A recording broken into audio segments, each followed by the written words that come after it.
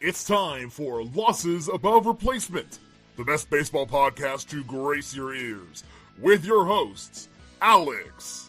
Gosh, I have so many questions. Also, where's my car? Splash. Strive to love something as much as my grandmother loves buying new crock pots. And Mac. If you've ever been to Boston, you know that they have amazing ice cream. Coming to you from coast to coast, it's L.A.R. Bada bing, bada boom, bada bang! Oh, what a shot from Curry from way downtown. Alex, I hope you enjoyed that because that was against your Thunder. Against not your Thunder. I was about to say, you better take that one back.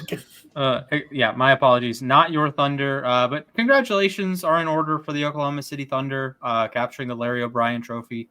Congratulations are also in order to the LSU Tigers for winning the College World Series in Omaha. Congratulations are also in order to the umpire show that went on in the first inning of the College World Series Game 2. So shout outs all around. Fellas, how are you doing? It is approximately 750 degrees in New York. Baseball, I've never even heard of that sport. Not even sure. Wait, what do we talk about on this show? I'm pretty sure we bring up women's lacrosse. Yeah. You know, well, I was really into lacrosse in grad school because that was like our spring sport in Syracuse. So yeah, no, I could talk all about lacrosse. I could talk about what's it called pickleball. I do love pickleball. That's wiffle ball, big wiffle ball guy, and table tennis. Yes, I'm down. My Bucky's pickleball set. Yes. Yeah. We saw that. Yeah. Okay. So other topics we could cover on the podcast. So I'm texting Alexis and I said, not a great day for topics, unfortunately. She said, geez, make it a dating podcast. Full send. It's dating day. It's roster day. Enough baseball rosters. It's ladies rosters.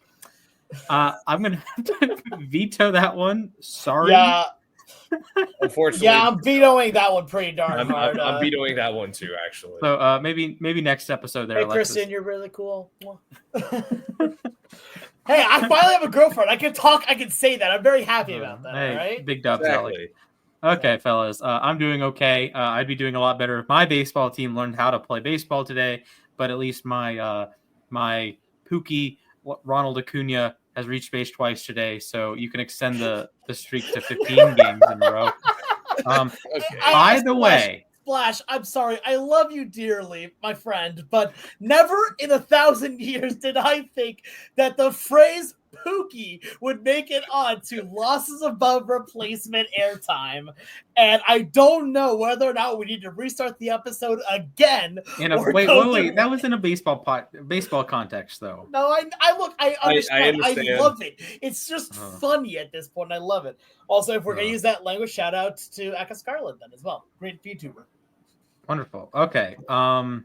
So, by the way, just throwing this out there, Ronald has reached base multiple times in 15 straight games now. According to Sport Radar, the only players in Braves history to do that more times in a row. Eddie Matthews, Rogers Hornsby, and hold on to your freaking pants. It's the head coach of the Colorado football team, Deion Sanders. That's an elite club, all right. Although I will say, it's kind of, I expected you to say Dion first. I'm surprised he fell down to the bottom of that list. Yeah. Dion's right smack in the middle. I think Hornsby had like 18 in a row. Rogers Hornsby, good at baseball, by the way. You know who else is good at baseball? A certain man who goes by one of the most questionable nicknames in all of sports. That is the big dumper, Cal Raleigh. He has hit an onslaught of home runs. He has flown up the WAR leaderboards. He has flown up the odds leaderboards out there. So, fellas, we need to have a conversation. Is it time not only for Cal to be, an MVP finalist in consideration? Is it time for Cal Raleigh to be the American League most valuable player? Yes, absolutely. Yes. Like, here's the thing. I will definitely give, Judge some of the stats advantage, right? I mean, the OPS on Judge is just insane at the moment. But what Cal is doing right now is completely unprecedented. And I mean that with all, like, being completely sincere, too. This is unprecedented.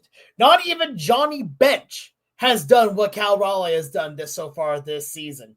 Again, he just passed Johnny Bench here for most home runs before the All-Star break, and he did it in less games and has continued to mash. He's now at 32 home runs.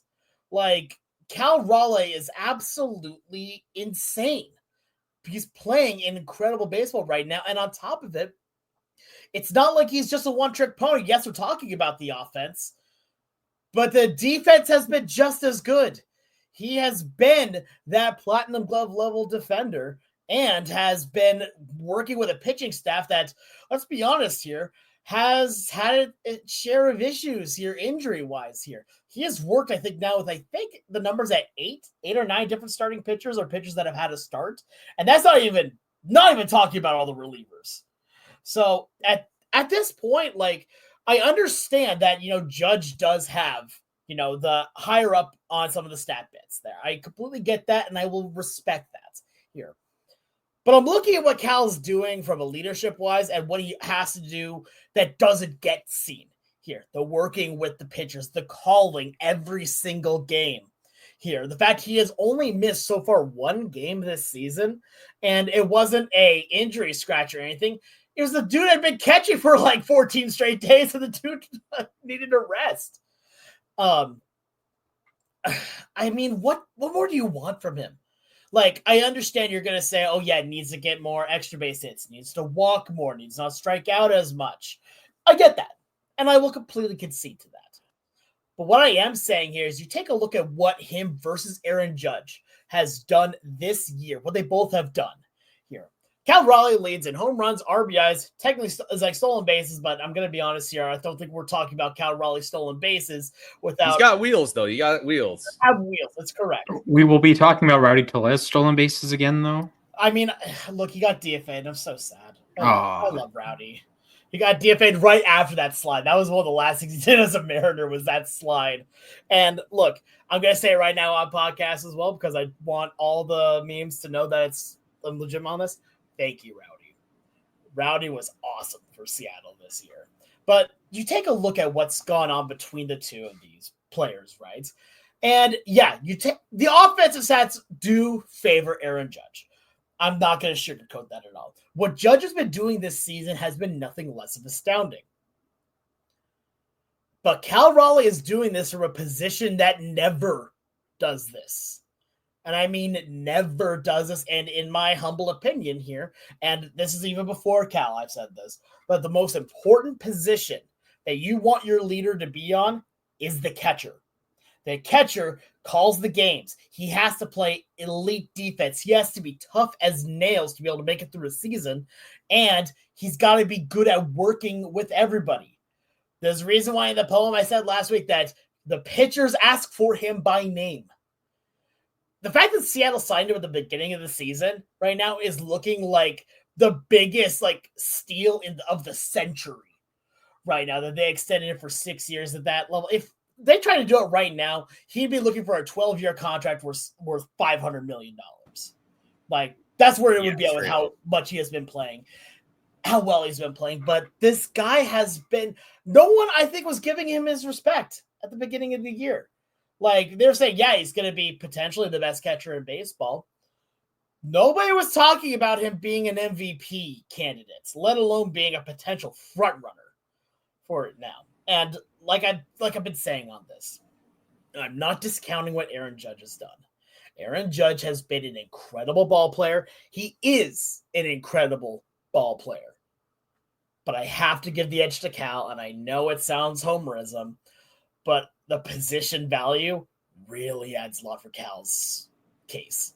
Yeah, and that's my thing here is that, look, and that's the thing is Aaron Judge is actually in a bit of a cold spell right now, lowering his OPS all the way to a shade under 1,200. His OPS plus is still 228, and his WRC plus is still 223, and he still has over 6 Fangraphs wins above replacement.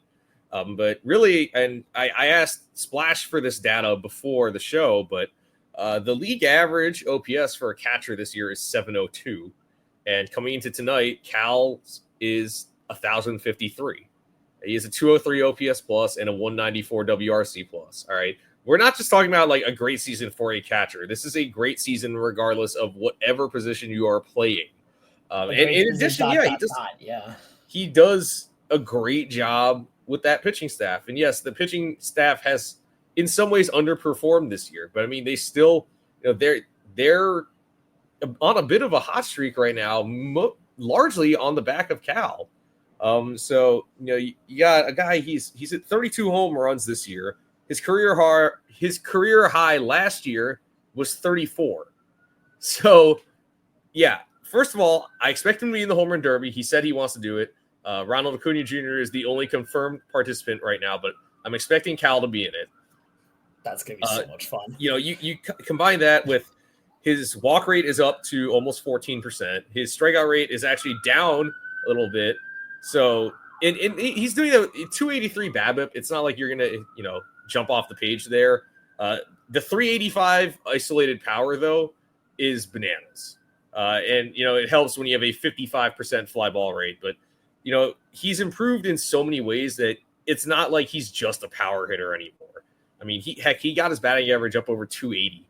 This is a guy who's never hit higher than 232 in a season. So I understand it's premature. And look, I think Judge is really, really an excellent ball player. But I'm having a hard time saying to myself that Cal isn't the American League MVP right now. And I don't know where the Mariners would be without him.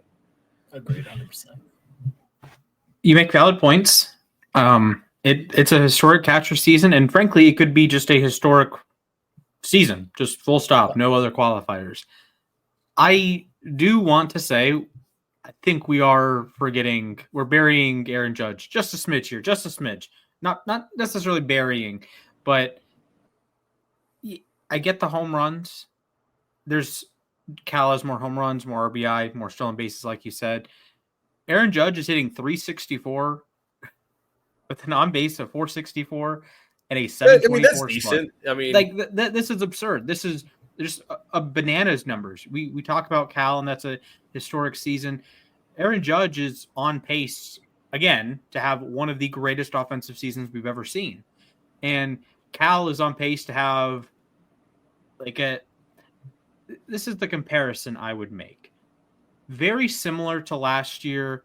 Cal's production is a little bit in a different shape than Bobby Witt's production. Witt was a really good hitter plus an elite glove. Cal is an elite hitter and a fine glove. The metrics don't love him as much as they usually do. We can quibble with that. That's fine. But Aaron Judge is on like a 228 OPS plus entering play today. I've Fangraphs pulled up. Cal Raleigh is first among catchers ever in WRC plus 194, or catchers in the integration era. 194 WRC plus, a 667 slug, and a raw WOBA that's fifth, behind MVP Joe Mauer, MVP Roy Campanella, and that one Mike Piazza season when he was on the Dodgers. He's already in the top 30 all time in offensive WAR for a season. He's 18th, ahead of some really good seasons. Jorge Posada 2007, Johnny Bench in 1974, Jorge Posada again, Joe Mauer in 2006 when he probably should have won the MVP the first time. But let's go over to the outfielder list. And there's a lot of outfielders on this list. And Aaron Judge, of course, is going to be one of the names at the top of the list. And he's going to be up there with Bonds, Berry. And Judge is right up there again. This year, at least, he is at a whopping 223 WRC plus. That is fourth, behind three Barry Bonds seasons. So Cal has been unbelievable. He is having the best offensive catcher season potentially ever. And if you want to era adjust it, it is the best catcher offensive season ever. At least you have a season. Aaron Judge is having a season even better than he did last year. He won the MVP last year, and even better than he had in 2022 when he set the American League home run record and won the MVP. He's having a season that would go down as the best outfielder hitting season in the integration era in the American League.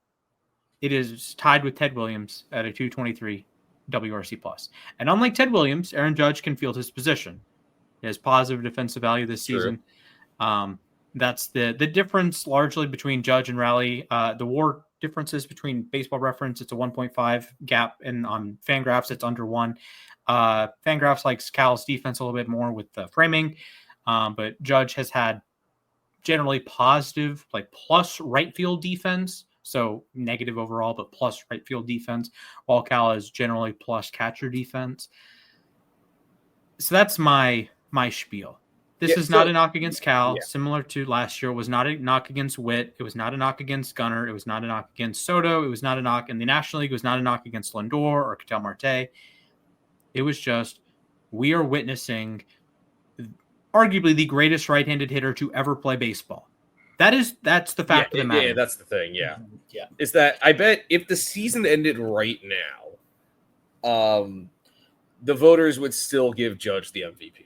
And undoubtedly. And like, what I am finding myself asking is, what would Cal Raleigh have to do, or what would Judge not have to do to flip the positions right here? Because that's the thing, is that I'm making the argument that Cal should be getting more love in the MVP race and potentially be the front runner. But obviously, anyone thinking more rationally, Judge is still the heavy front runner. But like, what would have to transpire other than like a Judge injury for something to flip flop? I don't know if it's possible. That's the tough part. We want to be very clear. None of us are wishing for injury on anybody here. We love just watching good baseball, and Aaron Judge and Cal Raleigh are, quote, good baseball.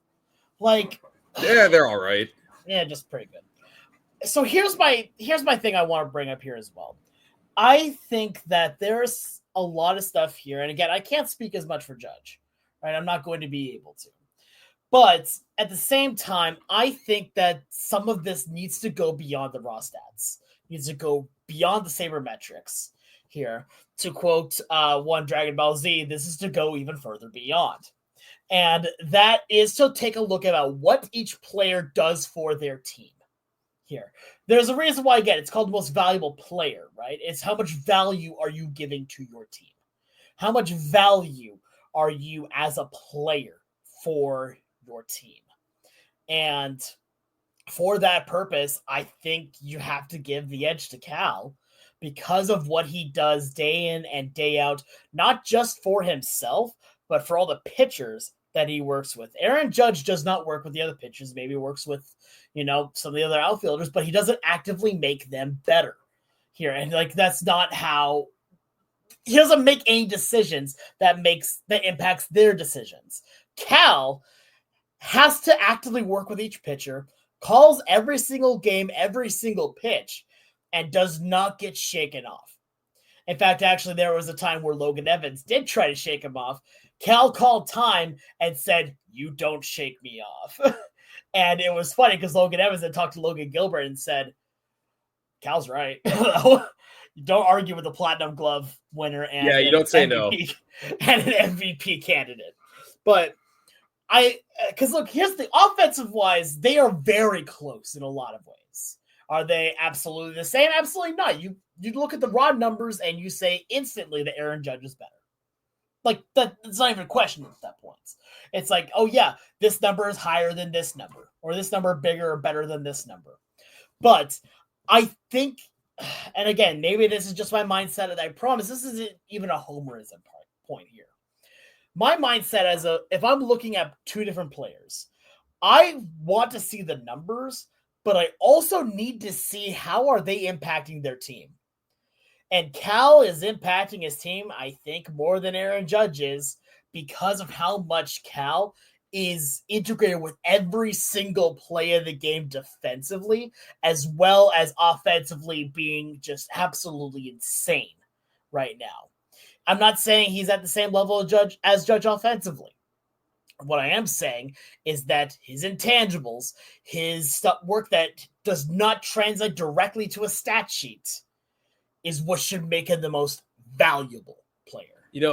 Honestly, now that I think about it, I bet if this were, 20 years, let's say 15, 20 years ago, even Cal would be the front runner because that's the way that they used to vote. is that I remember Jimmy Rollins in 2007 was not the superior statistical player to David Wright or Matt Holliday or heck Chipper Jones, but they thought they voted for him mainly because he said before the year that they should be the favorites in the NL East, so they voted for him. He didn't even make the All-Star team that year, if you wouldn't believe it. Or heck, 1988, the one that a lot of people bring up, Kirk Gibson did not have any statistics that were better than either Darryl Strawberry or Kevin McReynolds. But he won MVP because they cared about his leadership. So, yeah, I bet if this were 20 years ago, Cal would be the front runner. But that being said, I mean, right now, Judge is still clearly the front runner. But, you know, there are, like you said, there are things that are not on the statistics page, not on the baseball reference page, that would help his case. I do have a half counter. Aaron Judge is the captain of the New York Yankees. Oh, yeah, that's true. Yes. So I don't think the leadership card, while fair, it should be a plus for Cal. It should also be a plus for Judge. Oh, 100%. I agree that, yes, it's a plus, but I give a bigger plus to Cal because of the fact he's also calling every single pitch. He's the catcher. I don't think that Aaron Judge is calling any pitches. He's just calling his shots and making them happen. Yes. Like Alexander Hamilton. Yeah. He's not okay, throwing we got away an his Alexander Hamilton reference. Okay. Love it. In this podcast, we have had a Pookie reference and an Alexander Hamilton reference. This show is off the rails, and I love it. Yes, and the 8 minutes we recorded before we had some technical difficulties, those were iconic as well. Absolutely great. Okay, I do have a question because I did pull it up, and the Mariners' renowned pitching staff is pitching at a 94 ERA plus. They are right around league average in just raw ERA, around league average in WHIP, and a lot of pitching metrics. So I understand the Cal calls pitches. Cal helps the team out in that regard. But at what point do we acknowledge the Mariners have been a disappointing pitching staff relative to expectations? We talked about them heading into the season. This is going to be the best staff in baseball. And I know they've dealt with injuries, and the guys you're expected to start. Gilbert's has been good. The Woo's been good. Castillo's been perfectly fine. Yeah. But Bryce Miller has a 5.7 ERA. Yeah. Emerson Hancock has a 5.5 ERA. How do you square that circle that, yes, Cal is helping the pitching staff, but the pitching staff is dramatically underperformed? They are 6% below league average. Last year, even with the T-Mobile Park stuff, they were 7% above average. And that wasn't even like you're missing Kirby, and Kirby was really good last year. He's the best pitcher in baseball. Like Bryce Miller's ERA is nearly doubled. Yeah. Oh, no, I'm not going to doubt that at all. Yeah. Bryce Miller has not performed up to expectations this year. What I will say, though, is that injuries do play a major part in it here overall. And especially when you look at the injuries, both to one Kirby, George, and one Gilbert, Logan. Because with Logan Gilbert, we were scared that he was going to have Tommy John here, and he's back in it. He's looking good and fine again, but he had a few starts where it's like, oh, there's something that's clearly wrong here. And it's not, I don't even want to put that on Cal because we just saw that the velocity was way down. We saw that the stuff just was not there. He's working on what he knows of Logan Gilbert and what he knows Logan Gilbert can do. Same with George Kirby. And Kirby, I think with him, that's an attitude thing. He needed to get his head back on straight after a bit of time off here. And I'm not saying that he had a bad attitude, just saying that he needed to mentally get it figured out a little bit more. And he has. He's looked good. But I will definitely concede a bit on your point because, the pitching numbers have not been as good as they were last year. But I also will say that you are working with almost an entirely new relief staff here as well as having, 8 now different kinds of starting pitchers, I believe. Something along those lines. And you're working with guys here. Emerson Hancock is a spot starter. He is not even a number 5 starter right now. He is a guy that should be starting just whenever you need it here. He's working Logan Evans, Logan Evans has been awesome. Still don't understand why he keeps getting sent down.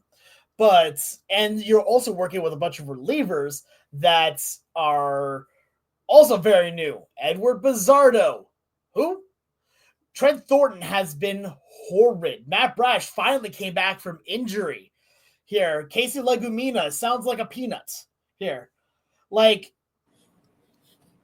what more do you want at that point? Because at this point, it's hard to continuously be working with these new arms here. And we've seen that when he has his guys and when they are at least healthy, he knows how to put them to work.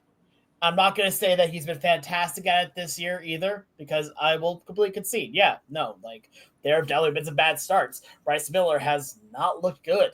Here, Brian Wu has had a couple bad outings, but even then, it's still been very good.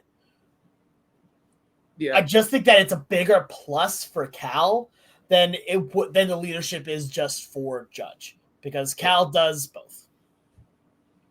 Yeah, and I'll say this, and I agree with you that, I feel like a lot of their struggles have been because of those injuries. I mean, Gilbert's striking out basically a batter and a half every inning. He's 60 strikeouts in 40 in the third innings against 7 walks. So he's been excellent when healthy, but he had kind of a lengthy IL stint. Bryce Miller's had 2 IL stints, both for an elbow problem. His velocity has tanked. His control has not been good. His ERA is way up. I know he kind of overperformed his metrics last year, but this year has been disappointing. I mean, he missed like the first 6 weeks of the season too. He struggled in his outing since. And like I said, I think he really wasn't up to speed when he came back. And to your point, rushed him, yeah. And the thing is, their bullpen, I mean, I can't believe it, but their bullpen's been better than their starting rotation. And I mean, Andres Munoz has barely pitched this month, but he's, still Andres Munoz. He'll still cruise to the All-Star game. But yeah, I've been pleasantly surprised by the performance of, Edward Bizardo and Carlos Vargas and Gabe Spire. I know that Casey Legumina had like a couple of blow-up outings, but yeah, I mean, I think he's, Cal has done a great job managing all that. But yeah, it's easy to acknowledge that in some ways, yes, they have underperformed a little bit. So yeah, at that point, like, you just got to kind of figure out here, like, the offensive numbers for Aaron Judge are better, and by a decent bit here. Whereas Cal Raleigh's, what he does for the team is more than what I would say what Aaron Judge does, and it goes past the stat sheet here. But I also understand it's very old baseball talking to me. That's just how I see the game. But at the same time, like, it's about what do you value more. But Judge right now, if the season ends today, obviously Judge is going to win. Like, that's just look at the stats. That's just what it's going to be.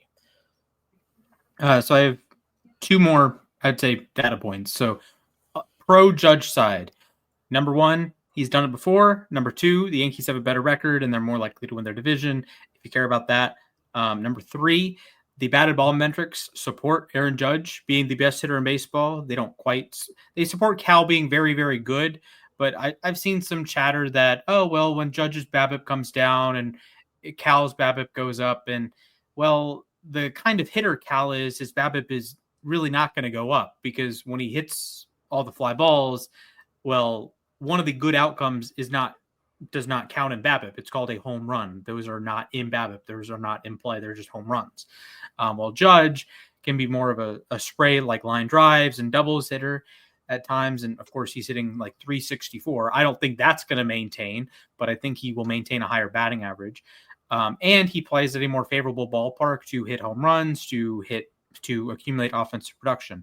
On Cal's side, he does lead the American League in win probability added and championship win probability added. So if you care about those advanced stats, Cal's your guy. He's been more quote unquote clutch.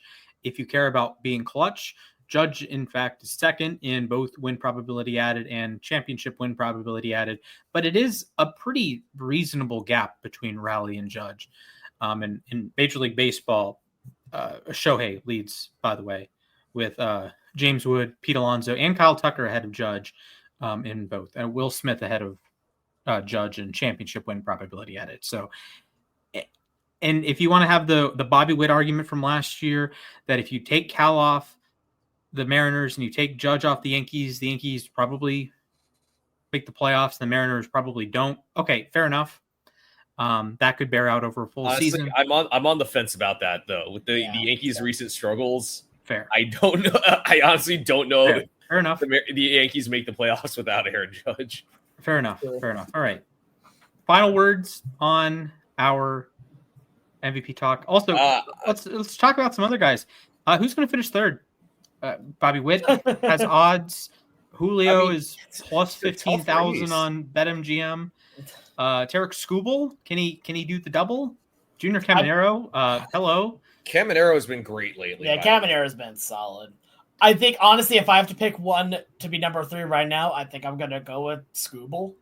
Just because I think a lot of times they like to put a pitcher in as one of them just for a little bit of intrigue on that, especially if one has had the numbers of a Skubal.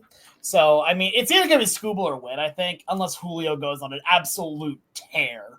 Which, I also would like to throw Jose Ramirez in there. Oh, that's true. Yep, J-Ram, absolutely. Again and again, this dude will continue to be overlooked, even though he's routinely just an excellent ball player. Do we mention best Jeremy invisible Pena? Player ever? Oh yeah, and Pena's been great too. That's the crazy thing is that, I mean, yeah, Jacob Wilson's been great. Jacob Wilson's been fantastic. Jeremy Pena's been great. Like Michael Garcia, if you want to look at him, like he's been pretty good too. It's actually like a pretty it's a decently deep field this year. And like you could sort of, I mean, the NL, it's a tight race in a different way, I feel like. But yeah, the AL, there's a lot of star power over there. Yeah, and so just the WAR leaderboard for those, it's Judge by a full win, then Pena, Raleigh, then you drop under 4 wins, Crochet, Julio, Witt, Skubal, Fried, Hunter Brown, and Stephen Kwan. So a couple of those guys will feature in our second segment. So, Alex, second segment, I pass the baton to you, buddy. All right, sounds good. I wasn't ready for this, but let's do it anyway. So, we were trying to figure out something to talk about. And we're talking about these players that have been playing so well. It's funny enough that you take a look at the ages of the 2 players that we were just, debating over. One Mr. Judge, Aaron, and one Dumper, Big. And that is an insane way to talk about a player. What else even funnier? For those of you watching the YouTube, I have my Big Dumper pillow on full display here. It is great. But Splash is just done. Make sure to subscribe to us, Losses About Replacement, on YouTube. You can see the podcast as well as listen to it. But one thing that's interesting to note are the ages of these players.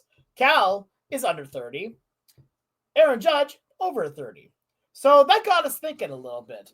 Who are the best teams of players that are under 30 and 30 and above? Here, considering that they're both probably going to be led by, those two. So we started talking, and we have come up with a list. I'm going to show it here on screen here as well, but we'll just go position by position here. We made one for, again, the 29 and below, and then the 30 and above. So not a whole lot of surprises here, honestly. There's a few that we were like, okay, we could definitely go back and forth on, but for the catcher one, felt pretty easy. For the under 30 team, Cal Raleigh. I mean, yeah, that one. I mean, we just spent a half hour talking about him. I mean, exactly, pretty self-explanatory. Not much to add on to there. Here, Will Smith just turned 30 not too long ago, so he qualifies for those. And I'm going to be honest, I'm really glad he did, because otherwise we were going to have some other kind of conversations trying to figure out the over 30. Again, that's one, like, it's not close. I mean, Smith has been the second best catcher in baseball this year. Although I will say the Dodgers trying to say that Will Smith is the best catcher in baseball definitely got a groan and then a lull and then another groan from me.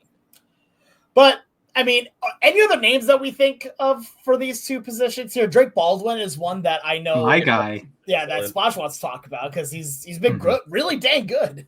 He's honestly probably the NL Rookie of the Year frontrunner. He has been struggling of late. I'll say that. The entire Braves lineup, besides Olsen and Acuna, has been on a bit of a anti-heater, one could call it. Although Nick Allen has like 10 hits this series, so what do I know? Yeah, dude, Nick Allen. I said this in our text group. If you're facing Nick Allen, and I'm sure Mets fans feel this way, and I say this as a youngest sibling, he's like the annoying little brother you just can't get out sometimes. It's that's Yeah. at the bottom of the lineup, but he'll get 4 hits or something. Yeah. We can shout out to Carson Kelly. He's in his definitely. age 30 season. He's had a good year. For the sub 30 team, Carlos Narvaez had a solid season. Dylan Dingler, Drake Baldwin, like you said. Heading into the year, William Contreras, I think, would have been a reasonable pick. Alejandro Kirk has had a really good season, particularly if you look at his defensive metrics. Hunter Goodman in Colorado, he might be their lone all-star representative. And he's under 30 as well. So also Shea Langoliers, I know, hasn't had like an excellent season, but I'd say Langoliers is worth a mention. Yeah, and Logan O'Hoppe. Mm-hmm. Logan O'Hoppe is still going to be one of those guys that I think in the next few years is going to just be this absolute star in baseball. He's shown flashes of it. Exactly. It's about can you just put it all together.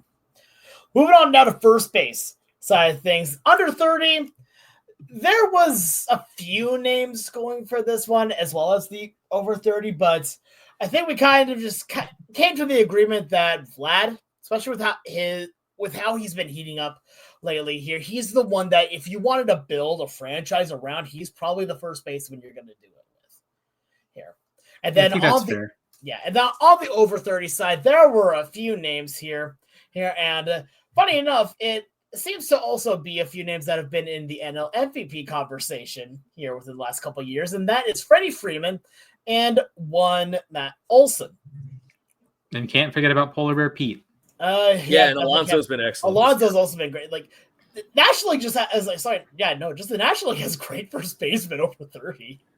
Yeah. So I sort of lean Freeman body of work. We're talking about a guy who's already locked up, I think, his Hall of Fame case. But this year, like he's only hit 9 home runs, but 21 doubles. His OPS is still hovering around 900, batting .315 again. And this is a guy who's 35. He's turning 36 this September. Freddie Freeman's he's just a stalwart. He's so good. Yeah. I'll defend Matt Olson, I guess. To be clear, I don't think he's the selection, but if you're making a full roster, I defend Olson. He's been elite, like plus, arguably the best defensive infielder in baseball this season. He and Taylor Walls. So good job. And he's been hitting a lot of late, a lot of power, a lot of doubles, a lot of walks. He's up to a 133 OPS plus. That's better than Guerrero. And you're closing in on that triumvirate that has been at the top of the National League standings in Pete, Freddie, and Michael Busch. Michael Busch could be an argument on the under 30 team. Jonathan Aranda could be on the under 30 team. So some fun names. Bryce Harper, we haven't mentioned him. He could be on the over 30 team. Yeah. If he's healthy, he's absolutely a candidate. Absolutely. It still feels like a fever dream to me a while back ago that it's like he got injured and he's like, I'm going to go play first base so I can come back quicker. And we're all like, no, just stay on a little bit longer. And now he's one of the best first basemen in baseball. He's an excellent athlete. That's the thing. Is that I had a feeling he would transition well to first base. I was honestly wondering if he would ever go back to the outfield. I think this latest injury, probably not. He's, on the wrong side of 30, entering his mid 30s, but still he was a Gold Glove. He's a Gold Glove caliber first baseman when he's healthy. Absolutely. All right, now that Christian Walker's out of the National League, Matt Olson's there now, so former Gold Glover with Oakland. And Oakland, it's technically Oakland, not the A's. It's Oakland. For this conversation, yes, it was. Yeah, so I would say it's Olson's to lose right now. Yeah, it's close between them. Just for our list here, we have gone with Freddie here, but could go either way. Second base was interesting to me, to say the least, because, again, kind of slim pickings when it gets to at least the AL side. The NL side was easy. Yeah, right. The NL side, obviously, Ketel Marte, one of the best players just overall in baseball. The only part that I still find kind of weird when it comes to Ketel is that he has played a lot of other positions as well. He's not just a second baseman. We've seen him play center field. We've seen him play short. We have seen him play anywhere and everywhere. And I'm pretty sure if you asked him to catch, and you asked him nicely, he'd say yes. But, Ketel Marte, that was the easy one. On the young side of it, we went with Brandon Donovan, who I'll be honest here. I was not familiar with his game. Like, he was good here, but I was looking at the numbers for it, and I'm like, oh, this is different. Tell me a little bit about him here, Splash.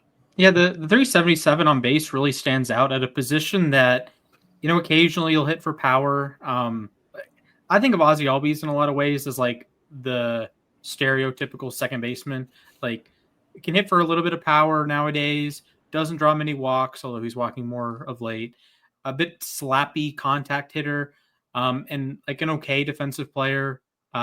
Donovan gets on base a lot. Like I said, 377 on base. He's hitting 310, 127 OPS plus entering play today. And he has the devil magic energy for the Cardinals, honestly. Yeah. He's the embodiment of it, I think. Yeah, now that Tommy Edman is in LA and David Eckstein retired, Brendan Donovan to me is like quintessential Cardinal.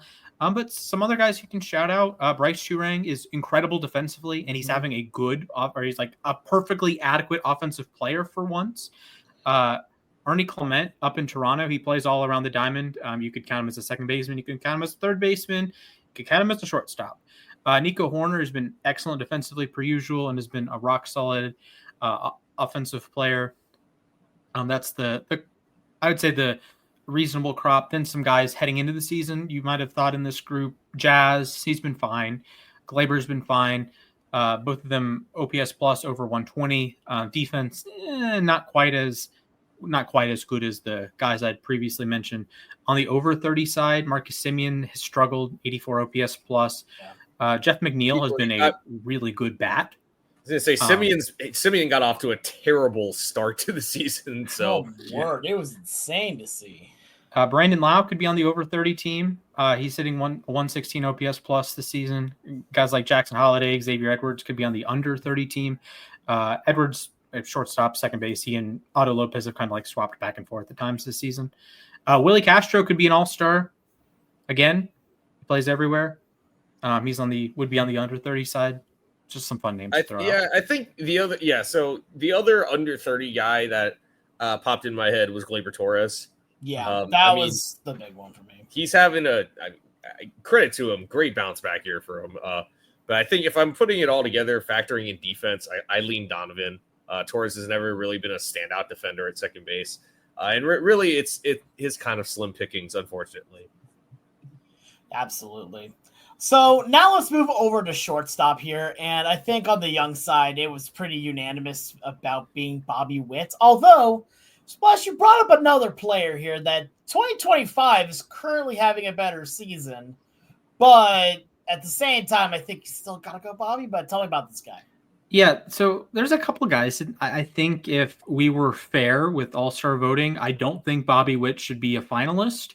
I think the finalists in the American League should be Jeremy Pena and Jacob Wilson, and both of them qualify as under 30. Wilson's still hitting 353, 394 on base, nearly a 500 slug. He leads the American League in singles. Great. 149 OPS plus entering play today. Then you have Jeremy Pena, who is a smidge behind him in OPS plus while being a plus defender, plus defensive runs saved, while Jacob Wilson's minus 10. Yikes.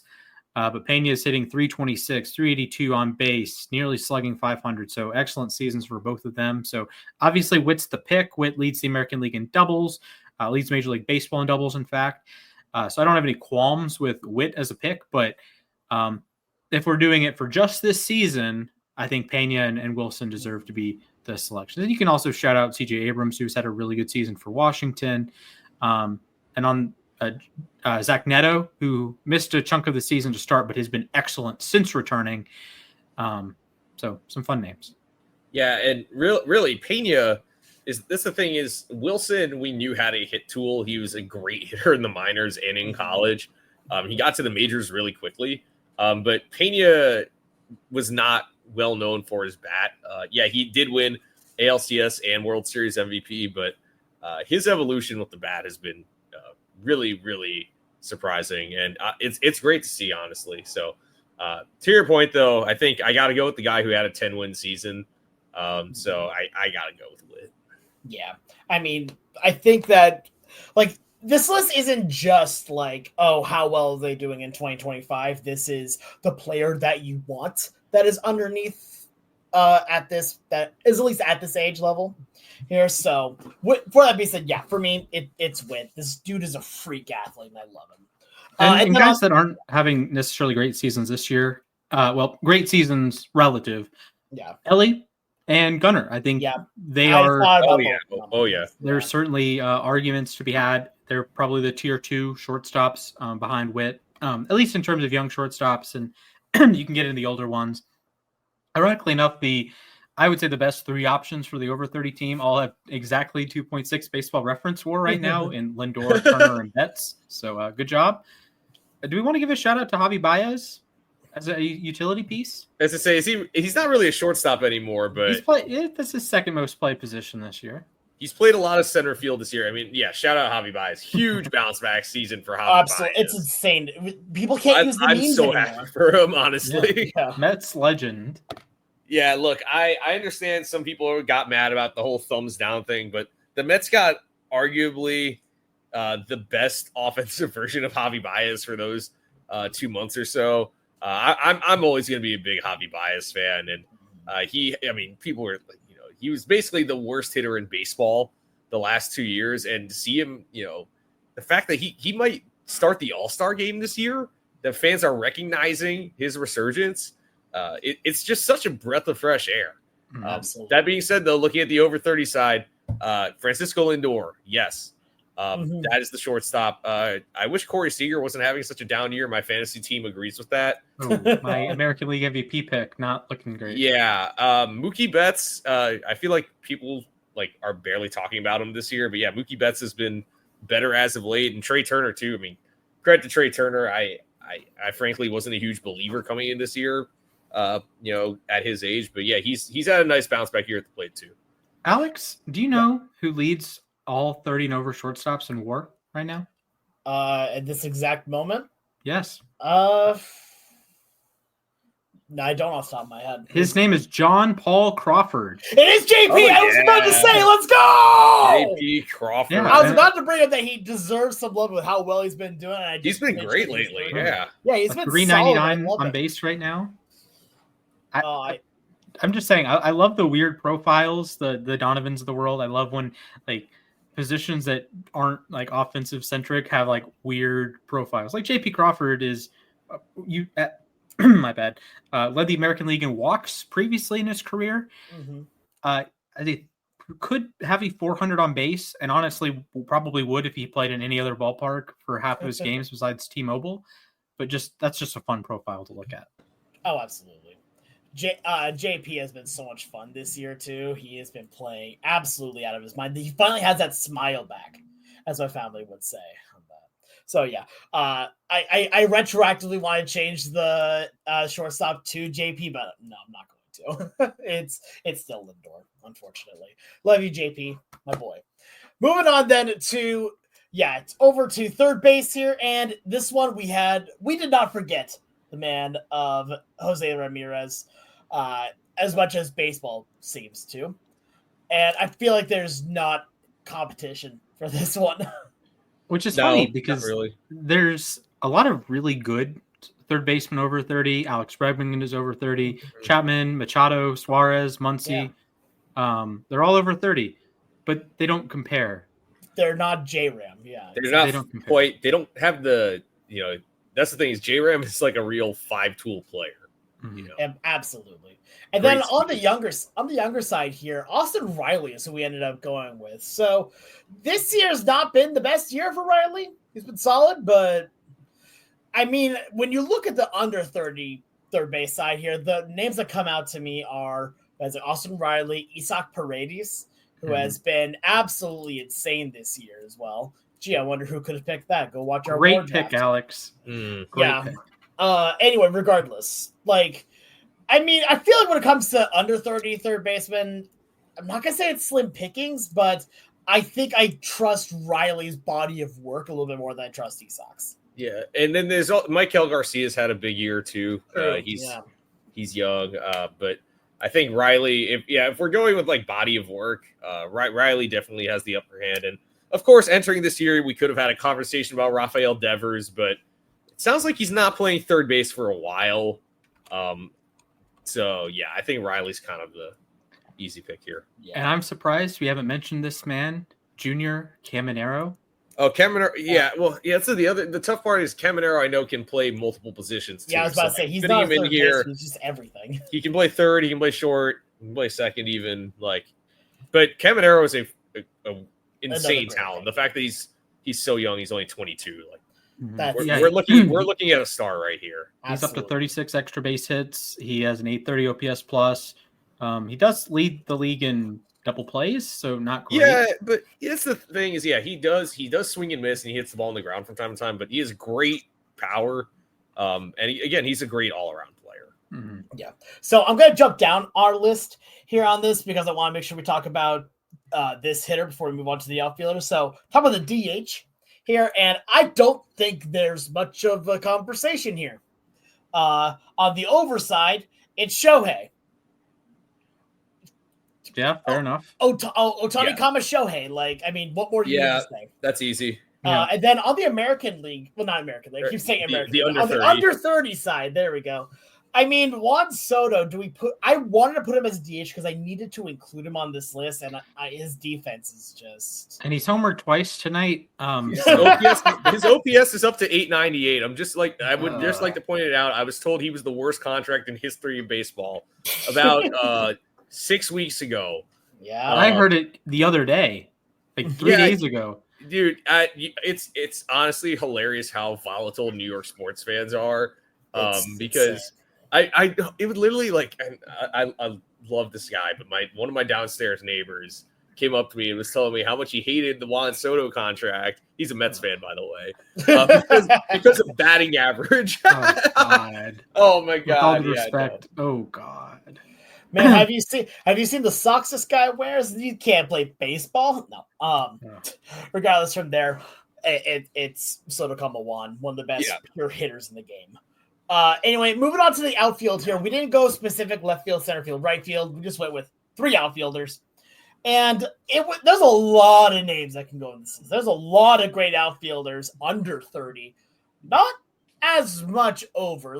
Don't get me wrong. There's still some great names we're going to put in that list. Kind of top heavy. But it's a little top heavy, whereas the younger side, a lot more spread out here. So for the younger side, we have decided to go with Pete Crow Armstrong, who has just been an absolute freak of nature this year. And honestly, incredibly fun to watch. Corbin Carroll and one Mr. Ronald Acuna Jr. here. How can you not put Acuna on this list? He is an MVP. Not even 30. Very good player. Consider for a moment, he is tied for 22nd in outfielder WAR. He's played 29 games. I was gonna say, yeah. The 29 games he's played, he's basically been the MVP. Yes. If you doubled his games played, he would still be below in games played, everyone ahead of him, but he would be third in WAR behind PCA and Aaron Judge, who of course is the starter on the over 30 team. He's been just magnificent this season. It feels like he's always on base. It feels like he's always on base twice. Like I said earlier, he's been on base twice in 15 straight games, and I'd be hard pressed to find outside of Judge a better outfielder in baseball. As good as this young crop is, and we listed PCA, Carroll, and Acuna, and that doesn't account for James Wood. That doesn't account for Julio Rodriguez, Fernando Tatis, Kyle Tucker, Stephen Kwan. You could obviously throw Soto into the outfielder list instead of having him on the DH list. Andy Pages has had a good season. Riley Green's going to be an all-star. Just a suit. Wyatt Langford is 23. Heliot Ramos is 25. Cam Smith out in Houston's 22. He's a really good player. Lawrence Butler's 24. Young-Hoo Lee. There's just so many good options. Also, did you guys know that Paul Goldschmidt played center field this season? Yep. Great. Absolutely. Yeah. So then going to the over 30 side of all of it, obviously Aaron Judge is there. One of the names I did not honestly know was 30 is Byron Buxton. Yeah, 31. He's there. Yep, absolutely. And then we also went, because if we're talking about body of work, there's no way how you do not include one Mr. Trout, Mike. So Yeah, I mean, I know that Trout, like, he's technically had a down year, and he did have an IL stint, but I mean, Mike Trout is. I cannot believe, like, if you're just getting into the game right now, you may not know how great prime Mike Trout was. Absolutely. There's a reason he was a 3-time MVP, always in the top 2. It felt like, you can't leave Mike Trout off this. He was an entire era of baseball himself, basically. Like, honestly, the rivalry for MVP between him and Miguel Cabrera was legendary. But moving on here as well, because we want to make sure we keep on going here. Starting pitcher side, there was a lot of names for both sides here. But on the starting pitcher side, it basically came down to Skubal and Skeens. We elected to go with Tariq Skubal. Skubal, absolutely nuts. Been around just a little bit longer than Skeens, but both of them are absolutely incredible. And on the over 30 side, Zach Wheeler is a perennial Cy Young candidate and has been one of the best pitchers for the last several years. Any qualms on those? I just want to say that Wheeler's 35 now, and he's still. I mean, I feel bad for him that he probably still isn't going to win the Cy Young this year, because he's sort of becoming like Paul Goldschmidt was on the offensive side, or like Chris Sale was early in his career. Always going to be the runner-up. Jose Ramirez. Yeah, Jose Ramirez. Yeah. I do want to throw out Garrett Crochet. I think he is a solid argument for being on the sub 30 team and on the over 30 team. I know he just went down with injury, but Chris Sale had really rounded into form. He had the best ERA the last 6 weeks or so. Jacob DeGrom was excellent tonight. Yeah. Younger 30 side. The 7th, if I remember right. Yes. No hitter through 7. Yep. Perfect game through what, 5? 6. Through 6? Okay. Yeah. Then on the under 30 side, Mackenzie Gore has been excellent this season. Logan Webb's been excellent this season. Hunter Green. Also, big shout out to Chase Burns. True. He was filthy. And also, I'd like to shout out Jacob Mizurowski. Yes. He is special. So it was funny. I saw the notification come on my phone, and it was Skeens versus The Miz. And The Miz, for those of you who do not know, is also a wrestler. Is a wrestler for WWE. So I was like, I had a double take of like, what? Yeah, Skeens is branching out. Yeah, Skeens just got signed by WWE here as the flamethrower. He doesn't get to have his own name. Anyway, moving on now to the relief pitcher side of things. On the under 30, Andres Munoz. I mean, the dude was unhittable for about 2 months. What more do you want? Yeah, not. I have no argument against this. I know a couple names to shout out though. Yohan Duran. Yeah, John Duran. Emmanuel Clase, and also I know he's had a down year, but Mason Miller. Absolutely. And then on the over 30 side, there were a couple names that came to mind here. One of them was Aroldis Chapman that we brought up here.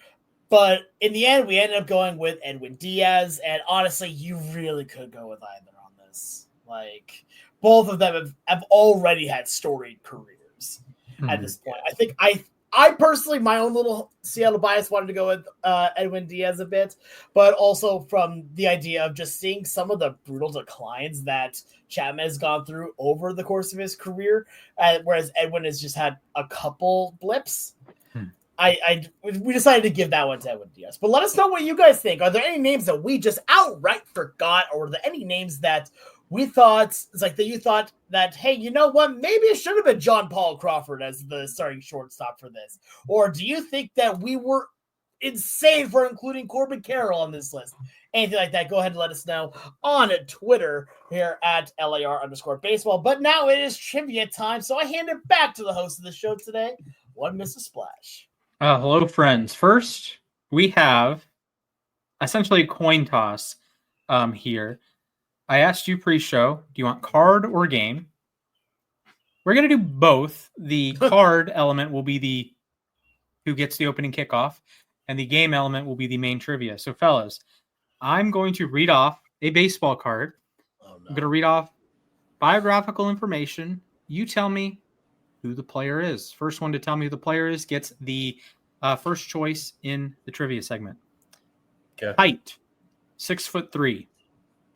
Weight, 220. Bats, right. Throws, right.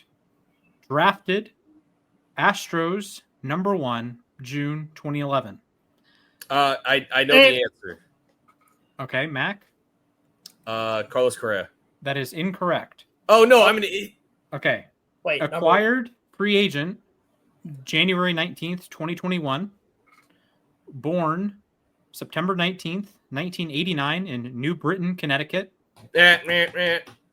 All right, Mac? George Springer. That is a Springer dinger for you. I knew the Connecticut thing. Yeah, I get it real. I thought it was Korea too, and I'm like, I know what the other name is. Why can't I think of it? Oh, it's Springer. Yes. Yeah.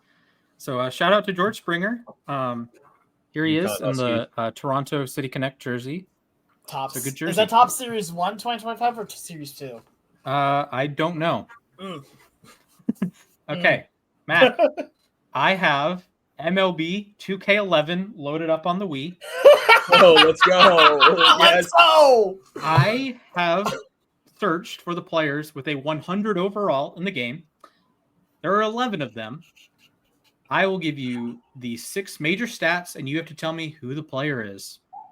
6 major stats is in their 2010 performance. Okay. All right. Player number 1, 250 and 2/3 innings, 2.44 ERA, 21-10 record, 219 strikeouts, a 240 batting average against, and a 104 whip. Roy Halladay. That is correct. The cover boy. Like I was about to say, that's the cover of that game is Roy Halladay. Alex. Hello. 294 average, 372 on base, 22 home runs, 96 runs, 104 RBI, and 15 steals. Okay, that gets rid of one of the names. Is that Dustin Pedroia? That is not Dustin Pedroia.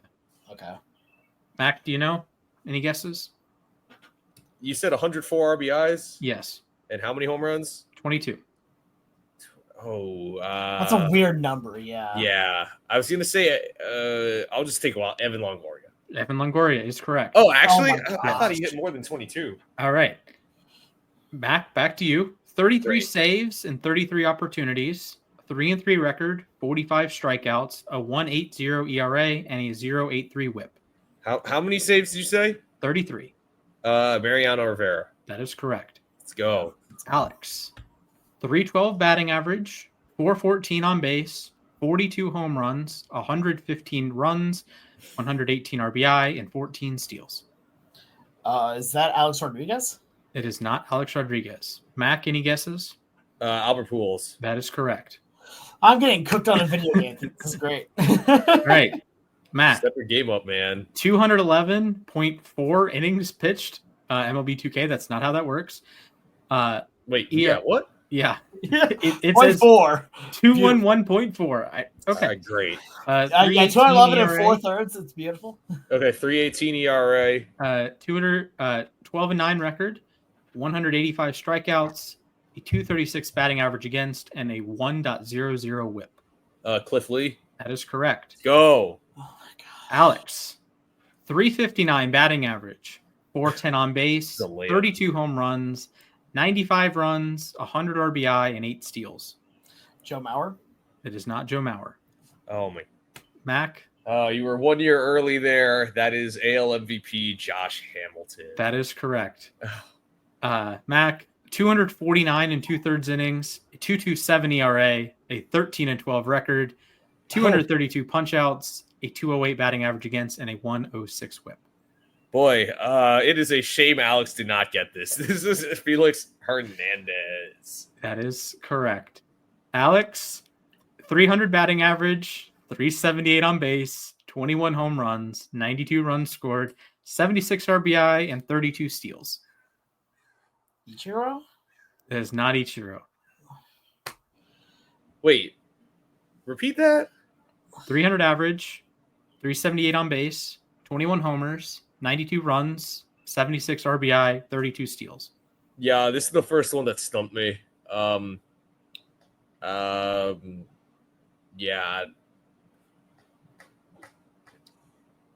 it's the first time I don't have an answer, I think. It is former Cleveland Indian Hanley Ramirez. Oh, okay.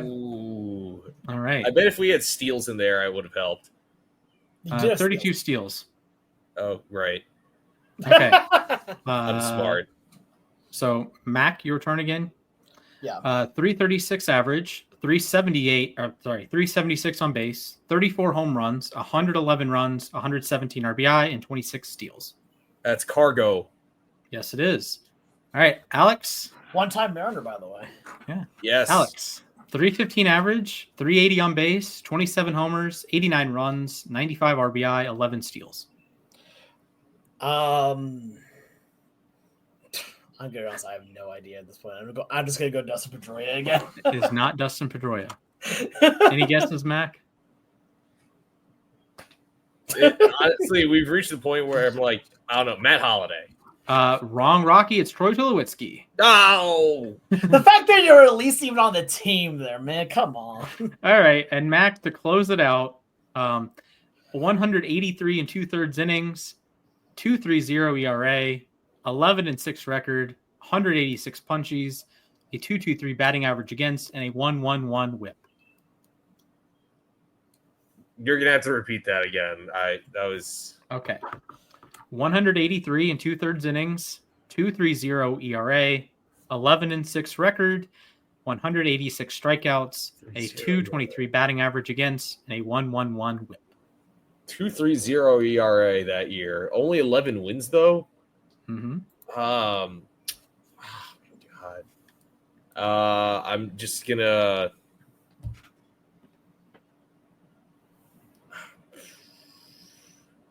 I'm stumped again. R.A. Dickey. I don't know. It is not R.A. Dickey. I know it's not R.A. Dickey. Alex? Is that David Price? It is not David Price. It is Josh Johnson. Oh, I should have known that. He won the ERA title. Oh, okay. That was interesting. That was painful. Shout out to MLB 2K11. You are really difficult to play for some reason. I can't get the swings down. Listen, I love the Wii. I prefer non-motion control games. Like MLB Power Pros is the greatest game ever made. There's no motion controls in the main game. I mean, there can be. Well, I don't want there to be clear. There can be. I suck in that game. I mean, yes, you do. We know this already, but... Oh, okay. All right. It is time for our moment to ourselves. Unlike our previous recording, we will not be giving you recipes. We are actually going to give you our moment to ourselves. Fellas, I would like to go first, if that's okay. Go for it, man. All right. Count me down. Your time begins in 3, 2, 1, begin. Hello. So some recent news came out about Deontay Johnson and his Ravens tenure. I want to address that in the scope of, I'm going to tell you my worst 3 takes of all time.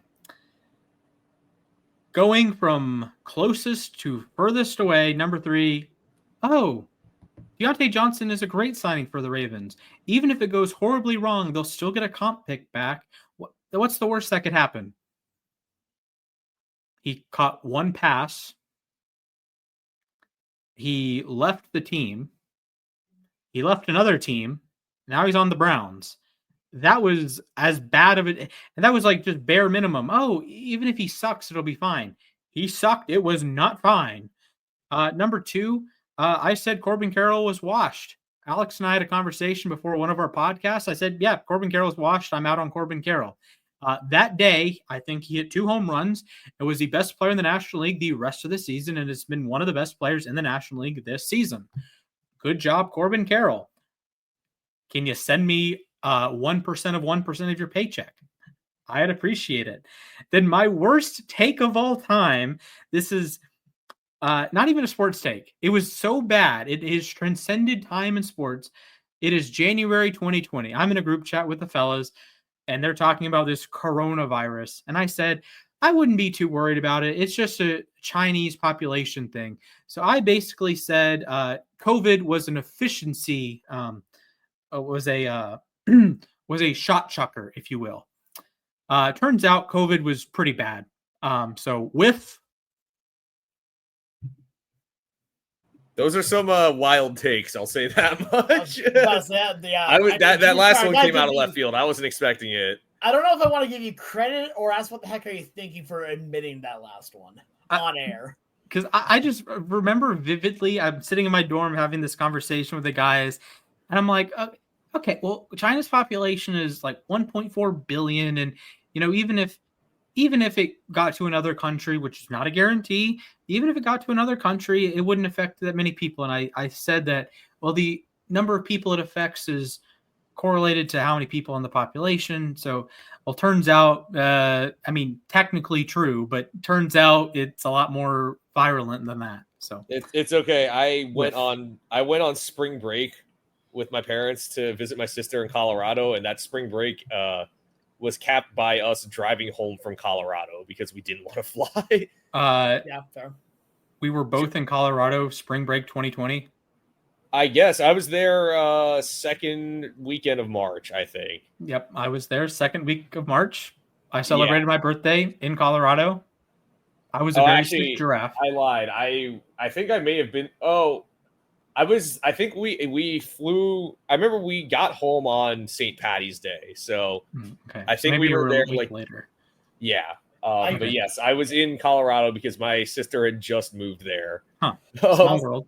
I'll say as well that I was doing trivia hosting at the time for the pandemic, and I thought during the time, if you guys remember, toilet paper prices were like, they were insane. It used to be they're worth a weight in gold.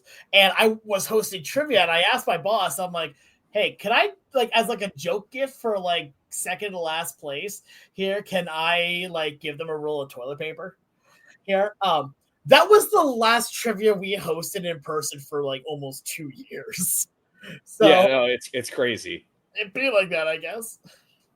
It do be like that. All right, who would like to go next? I'll take it. All right. All right, Alex, count me down. 3, 2, 1. I need to say an apology. One, Mr. Donovan Solano, I owe you an apology. I was unfamiliar with your game. You have come alive in the last month or so, and you have proven to be an extremely valuable asset to the team in the last several weeks. I apologize for the negative things that I have said on this podcast and around friends and family. I think that you are a great first baseman, hitting wise. I love to see when you're able to work work the infields to just find base hits. It's incredible to watch. When you're on, you're on. And I've said it a few times already. I'll say it one last time here. I am sorry. So pretty similar to what I'm saying. A little bit, yeah. But we were wrong. Yeah, we were wrong on this one here, and watching him play has been awesome. I don't fear for those at-bats anymore. Fair. Fair enough. Yeah, look, I kind of doubted him, I'd say a little bit. I 100% doubt. But, I admit it. Yeah. I mean, fair enough. All right, Mac, you ready? Yeah, sure. Okay, your time begins in 3, 2, 1, go. Yeah, I gotta say a few words about my baseball team not playing particularly well the last 2 weeks. I'll say my optimistic take, which is that there is still over half a season to go, and they can easily right the ship as quickly as the ship has started to sink. That being said, the bullpen has been atrocious lately. And I can't even say it's because of overuse, because I looked at the stats. They don't have anyone in the top 50 of games pitched. All right, put it that way. We knew it was going to regress a little bit. We did not know it was going to come crashing down the way it has. So I'm not going to fully panic yet, but something has to change quickly. I know that they're playing right now. They scored 7 runs tonight, 7 whole runs. But it's getting kind of tiring watching the same script every night. So I understand why people are kind of panicking, because most championship caliber teams do not randomly lose 10 of 11. But here we are. They've lost 10 of 11. They lost 7 in a row at one point. They haven't beaten they lost the first 5 games to the Braves this year. Yeah, it's not good when you're losing to the sub 500 division rival. Look, the Braves are having their worst season since I was 17, and they've beaten the Mets 5 times to begin the year. So I think things can turn around. Maybe tonight is a jumping off point, but yeah, that's just my spiel about the Mets. Trying to keep it even keeled here because I know there have been some legendary things on the internet this week. The internet remains undefeated. Yes. Look, New York baseball fans are the most rational human beings on planet Earth. Okay, Mac, question for you. On the rational scale, 1 to 10, Mets or Yankees, who's higher on the rational fan scale? Oh my, neither, dude. Are they? I'm pretty sure they both in the neither negatives. qualify. Would you say that Mets and Yankee fans are the most delusional of the big four sports? Oh boy. So yeah, definitely Mets and Yankees. Cowboys, yes. Lakers. Uh, All of Philadelphia. Knicks. Yeah, I mean, yeah, dude. I mean, to be fair, when the Knicks were bad, like, I feel like the fan base kind of knew that they were bad. Okay, fair enough. But like, yeah, there's a lot of delusion going around in New York. All right, and same with Los Angeles. Though you get big market teams, you're gonna get delusional fans. It'd be like that. All right. Well, with that said, that'll wrap us up for today. Thank you for watching. If you listen to us, hey, we have a YouTube channel. Check it out. Losses Above Replacement, LAR_baseball. If you watched us, rate our hats. Who has the best hat? Mac has the red, white, and blue Mets hat. I have the Braves hat, the World Series. Wrong side. The World Series Braves hat. And Alex has the City Connect Mariners hat. So solid choices all around.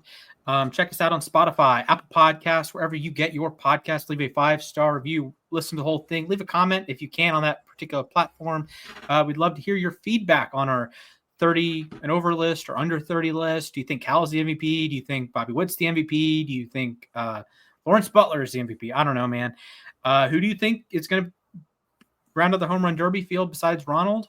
Is Cal going to be in it? Is Aaron Judge? Does he make his triumphant return to it, right? He was in the 2017 version. Won his rookie year.